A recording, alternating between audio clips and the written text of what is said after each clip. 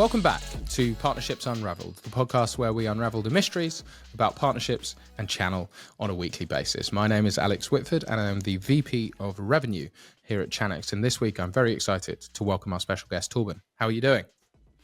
I'm very well. Thank you for having me. I'm super excited to be here with Partnerships Unraveled and looking forward to a good conversation. Yeah, look, I often joke that it's one of my favorite parts of the week because I get a free channel MBA and I can just get to grill people on channel. So maybe, Torben, for the uninitiated, you could give us a little bit of background about where you've come from. Yeah, sure. So I've been in IT for 3 decades, in fact, in a variety of roles. Started in hardware and then later moved into software. And most recently, I've been on the sales side and the client side of the equation. But for the entirety of my career, I've always worked closely with partners and the wider ecosystem, in fact. So I think you have a bit of a unique view. I always really enjoy speaking to salespeople who've come from an engineering background. I always think that's a really interesting makeup, very analytical, very sort of process minded. Maybe from that sort of analytical perspective, how do you view the role of partners in adding extra value? And what do you believe is the best way to sort of keep partners engaged and on their toes? Yeah, so I'd say, I've always been fascinated by technology. I have an engineering degree as a background, but I'm more been on the sales and communication side of technology to explain to customers, to partners, and in collaboration often with partners, what is the premise of this technology? What can it do to solve your challenges and pains that you have, and so on. And particularly around partnerships, I'd say that there are a few things. First and foremost, partners, in my view, have always been a multiplier of the intersection between the client and their pains and the technology vendors that I've worked for, right? So that means there's typically an existing IT landscape. There's a lot of complexity in that. And in fact, there's a big technical debt and legacy out there that needs to be managed, right? So I think partners play a critical role in mapping those two ends together, particularly with the rate of innovation coming these days, that you can ensure that the customer ultimately gets that business outcome that they are looking for, but with the technology from a particular vendor or set of vendors and with a partner or multiple partners in the play to make sure that it actually comes to fruition. So I think that's number one for starters. I think the second point is around the landscape has changed enormously in the last few years, right? I mean, 10, 15 years ago, we didn't have hyperscalers on the marketplace. They've come and risen to stardom and becoming very big players there in the space. And that means that on one side, there's a consolidation that has gone on. A lot of IT has been concentrated on fewer partners and bigger players, partly through natural growth from some of these newcomers, but also because existing larger partners are maybe acquiring smaller partners to acquire more specialist knowledge or better capabilities, i.e. having a wider portfolio. So I think that's number two. And number three is around, what do a partner add to the equation on the client, right? That's typically know-how, it's advisory, it's an intermediary who typically through working with multiple vendors, knowing what's going on with other clients, they can bring that back to a particular client situation and thus add value in the advisory part at the beginning of a sales cycle. But certainly also we see clients, particularly in the marketplace like it is today, it's a bit depressed, cost of money is high. I think clients are looking to partners to more be the single point of contact for support, for moving an application or a workload to a particular place, or even just to carry some of the risk together with the client. Yeah, so I think these are some of the things I hear particularly from clients at the moment in the last couple of years, to be honest. So I think one of the things that's really interesting in terms of how this sort of landscape is going to continue to change. A lot of our guests talk a lot about the fact that there's just more and more brands who have high quality technology, right? And so maybe the worlds of 20, 30 years ago where there was a few very key players and then not that many others. I think if you look even at sort of cybersecurity, there's 20, 30 cybersecurity brands who broadly all do very, very similar things and have very nuanced differences. I sort of see that the role of partners is becoming that trusted advisor to a different degree the old joke of you never get fired for buying Cisco, I think, while still true to a certain degree, certainly in the enterprise, I think as more technology comes to market, having that partner to have skin in the game with you to say, hey, we believe that this is the best solution in this sort of area for this vertical, and here's our reasoning why. And like you say, taking on some of that responsibility of migration, adoption, that I think is sort of critical. And I sort of see that growing over the next 5 years as more and more brands enter the market and have this sort of channel strategy. The partners are going to be this sort of mechanism to divert revenue from one place to another. Is that sort of something that you've seen transition over the last 15 years? Yeah, absolutely. I mean, I think I sometimes call it technology fatigue, right? I mean, take the security space, for instance. There are thousands of vendors and thousands of products, right? And security in many respects have been added on and bolted on to existing solution and kind of mushroom into something that looked like it's safe now, right? But with the current cyber threats that we see and the speed of them, right?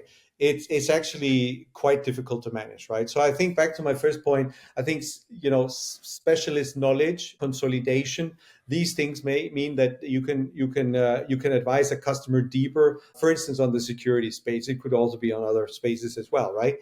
Where the partner then plays that filter or that aggregator of knowledge, and then actually become able to advise the customer what is the best for that particular customer, which might be very different from customer A to customer B, because they have a different landscape, they have a different history, they've bought different things in the past, and so on. And I think that's where advisory partners have an increasingly important role to play, whether they're small, whether they're medium, or whether they're large, right? But they need to have a breadth across a portfolio and multiple vendors to be able to advise the customer in a balanced way. I think one of the other shifts that we discussed previously is how the role of sort of SIs and now even GSIs have really changed the market. I'd love if you could expand a little bit on how you've seen GSIs really sort of shift that enterprise motion. Yeah, so I've worked with all routes to market during my career over a long time, but particularly spent a very in-depth time over multiple years in multiple companies, building the route of global SIs and SIs in various capacities.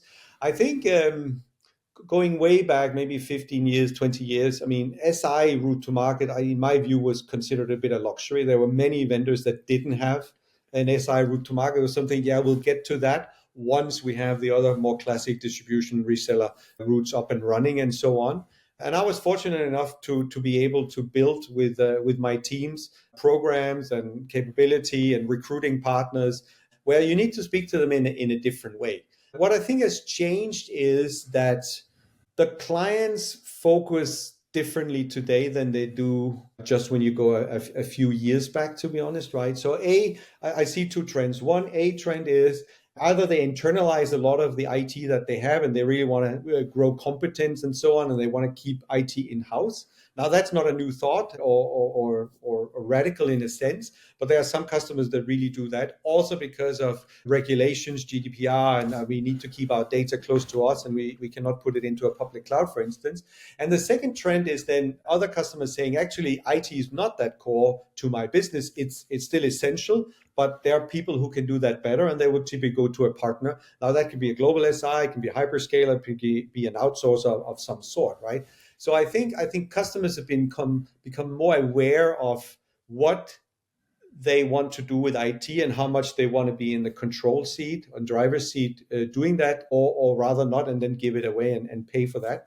So I think that's one thing I've seen. The other thing is, and maybe particularly in the larger partners, they're increasingly acquiring different players, smaller partners, and so on, who have particular skills, right? So if you look at a GSI or large SI today, they probably do things that they were not at all capable or even prepared to do just 5 or 10 years ago, because the customers on one side also go out and say, I cannot deal with a dozen of partners. I need to deal with less than a handful of partners. So the ones I choose to work with, they need to be able to do more than they used to be, and they get more diversified into multiple vendors and domains of expertise and so on, right?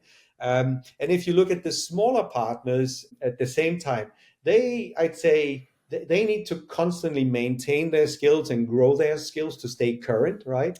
but at the same time also they have the ability, and I think that's an opportunity for them to develop domain expertise, be it again in security, it could be in cloud migrations, it could be in application migration and development and so on, or AI even for that matter, right? So I think it's important for every business leader inside a partner, whether it's a small, medium, or big partner, figure out what you do really well and where you kind of have street cred, and then how do you double down on that? Because the customers are going to increasingly come and ask for advisory and capabilities, and they want to be well advised, obviously. And that gives you a chance also to be one of those few that a larger or mid-sized customer would actually choose to go with and stay with. Excellent. I think one of the big shifts that we've seen, which is sort of, I think, happened almost in parallel to GSIs really taking over and delivering a new market, is how now hyperscalers have also done a radical shift and now are influencing everything from SMB all the way up to that super enterprise. How do you think hyperscalers impact the role of traditional partners?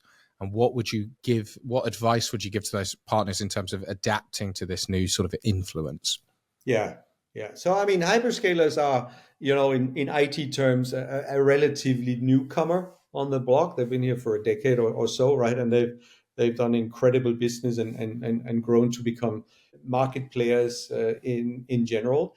Um, the hyperscalers themselves, if you look at what they're doing at the moment, right? They are. I think they came in saying we can standardize and we can do things at scale, and that was attractive a few years ago before COVID-19 and so on. A lot of customers looking at how do I go to the public cloud, or how do I go to a hybrid cloud strategy and so on. I think what we see now also with more regulatory controls, compliance and so on coming in around data security and privacy and so on, they tend to be more going towards how can I create local data centers in local markets within national borders. How do they advise around specific legislation and regulation that might be specific to within the EU or with the US or other markets and so on. So I think for sure they have a play, yeah. But I think they realized that I cannot just be a mass factory. I actually need to be close to the customer, and I need to comply with some of the things that are close to the customer, and where the customer is more on the hook today than they were just a few years back. So that's one point, right? For smaller partners, I'd say, again, consultative advisory around choosing the right cloud provider. If you do decide as a client to go and put your data or part of your workloads to a cloud provider, which one is the right one? What is it I need that gives me the most business benefit by outsourcing part of my IT, or putting part of my IT out there? I think smaller partners have a role and a critical role to play there, and they need to then work with Google, Amazon, IBM, and so on, in the sense that they can advise their customers in a balanced and neutral approach, and make sure they come up with the best solution for the workload at hand, right? This requires a number of things, obviously, right? And that's where the homework is, I would say. I mean, you need technical expertise between cloud providers. You need legal and judicial understanding of local regulations and so on. You need some commercial savviness to understand how can I make money with that, and also what's the benefit for the client. And also, for sure, can you help the customer actually with a how? How do you migrate? How do you actually move their workloads or data to the appropriate cloud provider that is chosen then? And maybe even also partly run it in some kind of outsourced or managed service capability, right? And rarely, I would say, a client has all that knowledge in-house single-handedly. They will need to go and talk to people and figure out how do we cover our bases here. And I think that's where a partner plays a critical role. They see different type of customers, different type of industries, and they work with different vendors on that, right? So that's key. And maybe last but not least, so cloud adoption is mixed still today. It's still kind of a nascent technology. A lot has been moved to the cloud, and things are moving back now, right? So depending on both regulatory matters, but also the culture of where you come from. I worked with very mature regions, Western Europe, the US, and so on. I've also worked a lot with emerging markets, and the culture and perception of, do I really want to put IT and data out in a public cloud domain somewhere, is not as given or sure thing, right? We're going to go do that. In fact, we might want to keep it in-house still and not go to cloud providers, right? So I think that's also where a partner plays a role in figuring out what's the temperature of the market and how important is it for that client to actually go to cloud versus maybe building a private cloud on premise. So in the partner space, we've had GSIs as a sort of radical shift. In the vendor space, we've had hyperscalers then sort of elevate that shift even more. And I think the last one that is, we'd sort of be remiss if we didn't talk about the technological shift that sort of AI represents. How do you see this landscape sort of dictating partner behavior? Yeah, so I mean, there's no doubt. I mean, generative AI and what all the promises associated to that, is the next big thing. No doubt about it. And in fact, it's going to change IT forever, right? It will never be the same. Intelligence and machines being able to predict and suggest things that a human being had to do before is big and new. It's still very early days, I would say. I mean, I see similarities to having been 3 decades in IT, right? You have the initial hype, everybody gets excited, a few pre-invest and so on. But it takes a few years, right, before you really get to mainstream, main stage of that, right? So today, in fact, yes, there are lots of tests, there are a lot of bots out there doing simple things and so on, but the big projects, the big models, they're still missing, right? And that needs to be tested, not only, for the sake of testing them, but also at scale. And then they need to go and be deployed, right? So I think that's the next big step, I would say, and it's going to be super interesting. I'm very excited about that personally. I'd say where partners have a shot, right, to be interesting in front of clients is, again, they typically talk to multiple vendors, 1, 2, 3, 4, 5. They hear the stories from different perspectives, and they also talk to a lot of clients. So I think there's an opportunity there. Maybe I'll say, hey, form some small working teams, either within the company of a partner or even between colleagues, between different partners in the ecosystem. Say, how can we make something new out of that, to be creative and bold in front of clients who are struggling to catch up with even the generation of technology that were just before AI, right? So I think that's where our partners really have an opportunity to get together, think some new thoughts about what this could be and what it could look like. And then most importantly, I would say it's about show and tell, right? I mean, if you can show what you're talking about to a customer, I think that's a very hands-on way to be able to be meaningful to a customer. Here's the pain, here's the problem that we're trying to solve for that customer, right? If you can tell a story around how you're going to fix that, you can demo a solution. And again, it might not be just one vendor and one partner. It might be a compilation of multiple players who will propose the right thing for that client, because problems are complex today. I think it is still king to be able to make it relatable and understandable for a client to see that, and maybe even inspire them to say, oh, I hadn't thought about that. How can we do that even better together now that you tell me we can do such and such, right?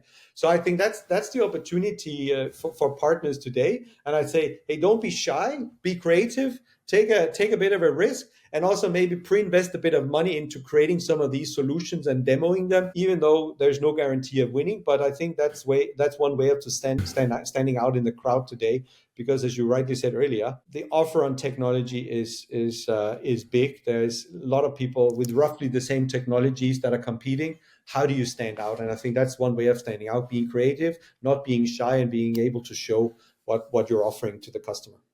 Yeah, I think in a pure sort of economics standpoint, right, what the internet and technology gives you is that a few people generate enormous leverage and sort of win big.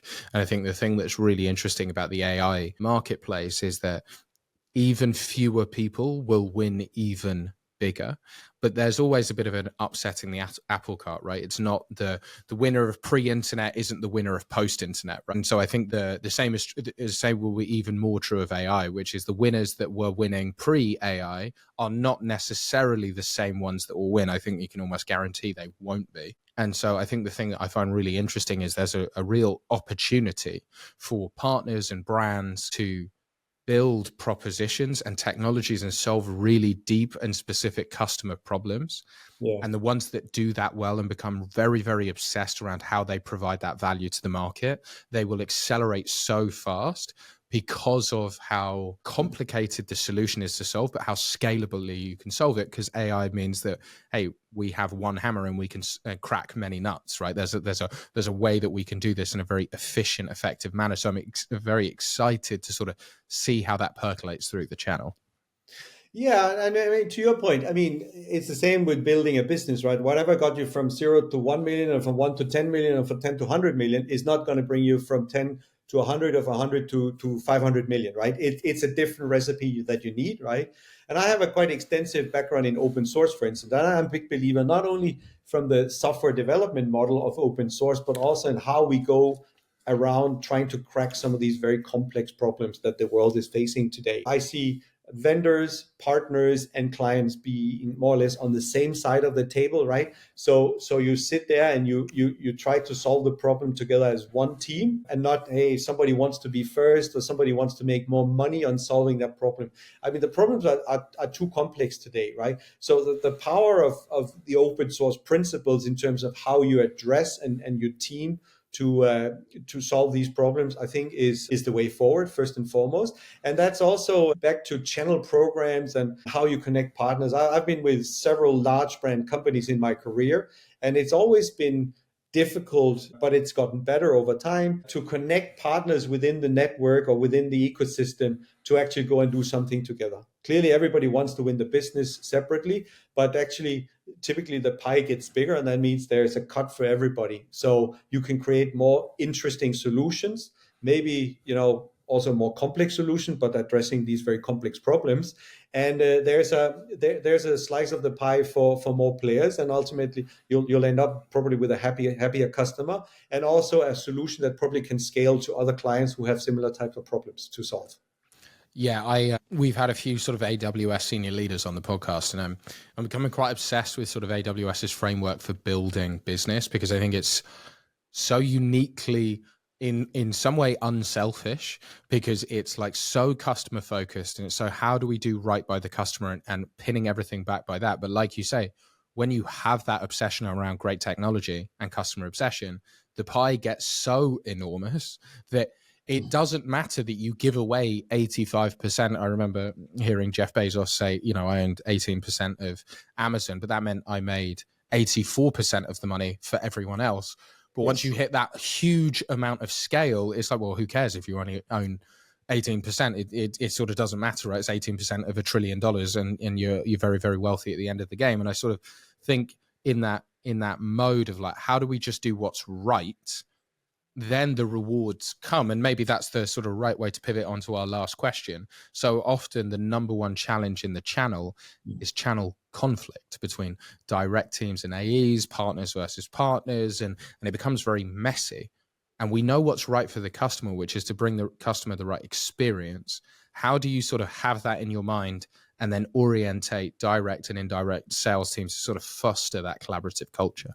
Yeah. So before going into that, I have a good story on that, right? I just want to recognize that I've saw partners in one of the companies coming out of VMware, where partners had some really open-minded leaders, reaching out, sharing voluntarily some of the IP and what they are doing, where you could take, dual approaches. One is I'm giving away the gold nuggets and the crown jewels of the company.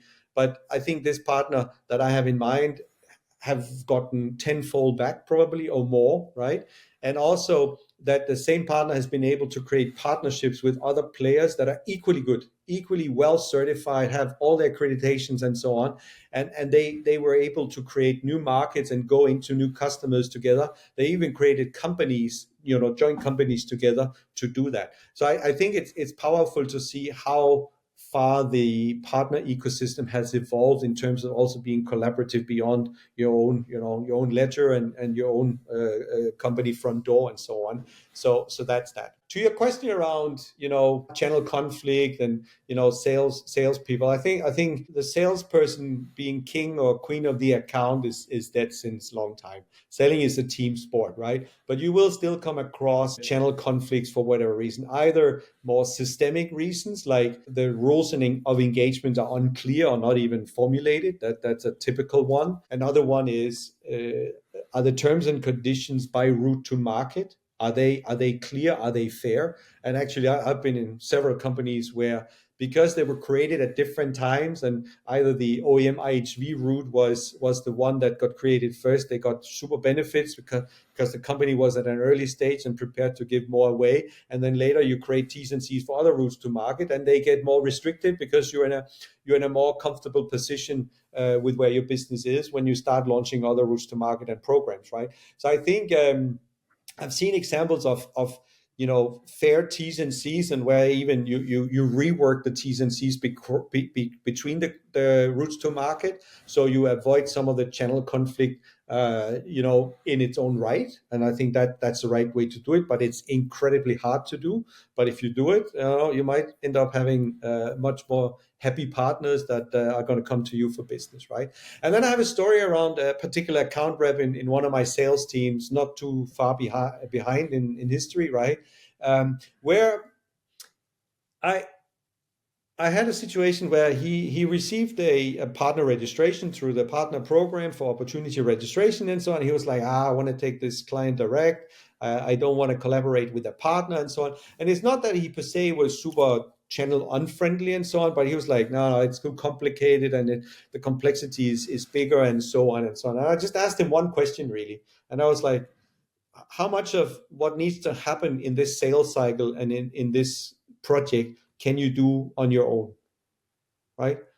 Can you do everything, and are you prepared to do everything? Then you can take it, alone through the sales cycle, and you can go win the client. It might be an okay project, but at the same time, think about what time and value of your time is, right? In terms of, does it make sense to team, right? Does it make sense to actually have a conversation with this partner who have registered an opportunity, and then figure out what does he or she do in that equation, and what do you do? And maybe you actually get to a better project, maybe even a bigger project, and for sure most of the time actually a more happy customer who is content with the deliverable of that solution that ultimately gets delivered, right? So this guy, I'm still in contact with him today. I mean, he asked himself that question every time, right? Where do I scale better by having a partner involved doing some of the things that either is not natural for me to do,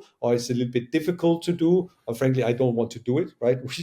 Whichever of the three is your preferred reason, right? And then you see channel conflict gradually minimizing. Will it go away forever? No, it probably will not. There will always be someone or somebody who thinks they can do it better themselves and who wants to do it fast and quick. But last but not least, in that one, I mean, celebrate the joint wins. That's my recommendation. Celebrate and call out the joint wins and recognize who did what, and that the project probably was a bigger success, was done faster. We learned a lot, and we can go and replicate that with other customers, right? So be vocal and communicative about it, so others see that, okay, I didn't think that AE would have been partner friendly and gone with a partner in that deal, and then suddenly you come back 3-6 months later and you celebrate a joint success, and you get the people who were questioning to talk about it, and the non-believers start believing. So that's my recommendation there.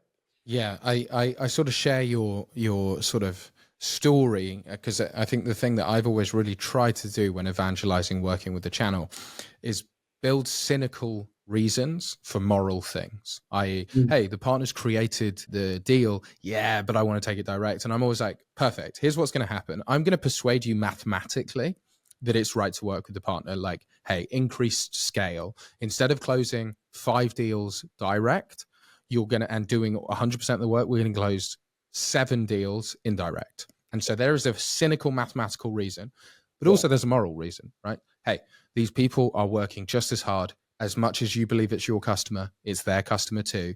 If you go against them, you now have a competitor. You've added a competitor into a sales cycle, because if they're not positioning your product, they're going to position a product. We can find a lot of moral reasons why, hey, we should include them because they're providing value. And then we win with the cynical and the moral. And that's the best thing to do, because over time you start to celebrate the wins. And even the people who are most cynical, who most hate working with the channel, you can win a large portion of them across, because they start to see the sort of cynical upside in there. And I always find that if you sort of over index on the morality part of it, or, hey, we should do it because it's the right thing, it never wins well enough. Whereas if I can build the mathematical answer, that's when salespeople start to gravitate towards, hey, this makes financial sense for me. Yeah, no, that makes absolutely sense. And in fact, if I can add to that, I mean, I've challenged my sales reps who, sometimes had not enough pipeline, to be honest. So they were very protective about the 1, 2, maybe 3 deals they had in a year, right? And they spent a lot of time on those deals. In fact, I want to challenge you to have an abundance of opportunities, that there is not enough time in a day or in a week or in a month to actually work on all these opportunities at different stages. But if you work with partners, if you extend your sales team and your technical pre-sales team with people outside of the perimeter, you can actually work 20, 25 opportunities, and they all move forward because people are doing different things. Your role as an AE, as an account executive, will change a little bit, because you need to manage people indirectly. You're not the manager of them and so on. But being protectionistic around 1 or 2 opportunities, and that might be the strategy occasionally. But we all need more pipeline at any given time, right? Having an abundance of pipeline that you physically run out of time unless you partner and your team to have people help work on some of these things when you don't. And I see that's where partners fit in. If I have one wish to the CRM vendors and so on, that is to even make it easier for partners and vendors to work together on the same sales opportunity. So again, sharing data and having interconnected systems. It's become a lot better in recent years, but I mean, you go a few years back and it was like our system on our firewall and the partner there, and it was a nightmare to co-manage an opportunity through the sales stages and so on. It's getting better, but I mean,